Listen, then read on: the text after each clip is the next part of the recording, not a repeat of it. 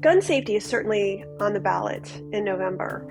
We are hearing gun extremists, some of whom are actually elected officials, saying that they would actually loosen gun laws or get rid of gun laws altogether. We know, based on data, that states with strong gun laws have less gun violence, less gun death, and states with weak gun laws have more gun violence and more gun death. And I know that seems intuitive, but when the data shows that to you, it is important to make laws based on data that will save lives. And so many extremists have been polling lawmakers to the right on this issue, and it's really important that we show up and that we say we support gun safety. We're going to vote on that. And in many of the races in this country, you have gun sense champions who support stronger gun laws like a background check on every gun sale, red flag laws, disarming domestic abusers, keeping guns away from dangerous people, secure storage, all of these foundational gun safety laws.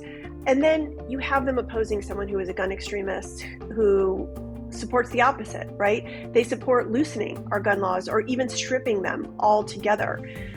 Crime is something that we hear a lot about that's on voters' minds, and yet we know that crime and easy access to guns are inextricably linked. And it's so important to remember that if you are strong on crime, you can't be weak on gun safety. Those two things don't coexist. We know that this is one of the top polling issues, particularly for swing voters and particularly for swing voters who are women as they go to the polls on November 8th. And we shouldn't be voting for anyone who opposes gun safety because we aren't safe right now. The safety of our families and our communities relies on our vote. When we look at, for example, gunfire on school grounds, last year was more than we've ever tracked before in the history of our organization. The best way to protect our kids in their schools is to keep guns away from schools in the first place, and gun safety champions will do that. I think people don't necessarily realize that guns and abortion are inextricably linked. We know that guns are now a way on the right to get people in the door. It's a way to recruit people to the right-wing movement. We know that it's a way to fundraise and bring dollars in the door. We also know it's a way to excite the base on a whole host of issues, including anti-abortion, anti-trans, anti-CRT, all of these issues that we see extreme right lawmakers and candidates demagoguing about.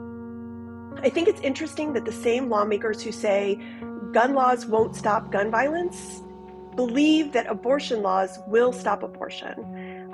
There's a real hypocrisy there, and it's something we should all be paying attention to.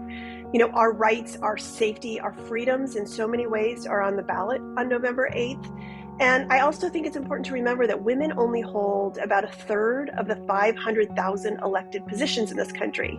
And as the saying goes, when you don't have a seat at the table, you are probably on the menu. And women and our safety and our freedoms and our rights are certainly on the menu on November 8th. If you want to know where your candidates stand on the issue of gun safety, it is very easy to find out. You can go to gunsensevoter.org, or you can text the word candidates to 64433 to get a list.